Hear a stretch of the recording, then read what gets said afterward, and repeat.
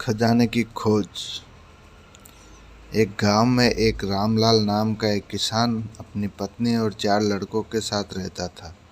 रामलाल खेतों में मेहनत करके अपने परिवार का पेट पालता था, लेकिन उसके चारों लड़के आलसी थे, जो गांव में वैसे ही इधर उधर घूमते रहते थे। एक दिन रामलाल ने अपनी पत्नी से कहा कि अभी तो मैं खेतों में काम कर रहा हूँ, लेकिन मेरे बाद इन लड़कों का क्या होगा? इन्होंने तो कभी मेहनत भी नहीं करी, ये तो कभी खेत में भी नहीं गए। रामलाल की पत्नी ने कहा कि धीरे धीरे ये काम करने लगेंगे। समय बीतता गया और रामलाल के लड़के कोई काम नहीं करते थे। एक बार रामलाल बहुत बीमार पड़ गया। वह काफ़ी दिनों तक बीमार ही रहा। उसने अपनी पत्नी को कहा कि वह चारों लड़कों को बुला कर लाए। उसकी पत्नी चारों लड़कों को बुलाकर लाई। रामलाल ने कहा, लगता है कि अब मैं ज़्यादा दिनों तक जिंदा नहीं रहूँगा। रामलाल को चिंता थी कि उसके जाने के बाद उसके बेटों का क्या होगा।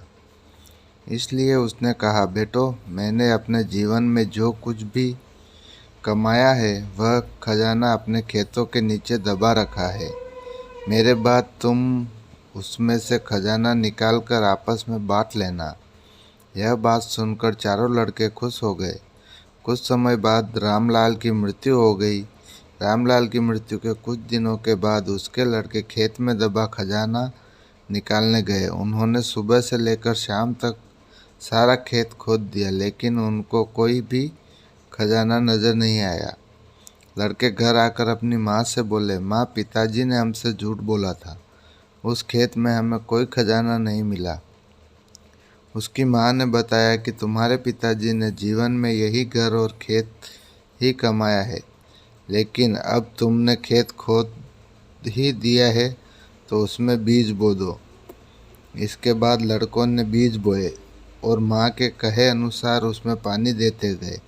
कुछ समय बाद फसल पक गई, तैयार हो गई, जिसको बेचकर लड़कों को अच्छा मुनाफा हुआ, जिसे लेकर वह अपनी माँ के पास पहुँचे। माँ ने कहा कि तुम्हारी मेहनत ही असली खजाना है, यही तुम्हारे पिताजी तुमको समझाना चाहते थे।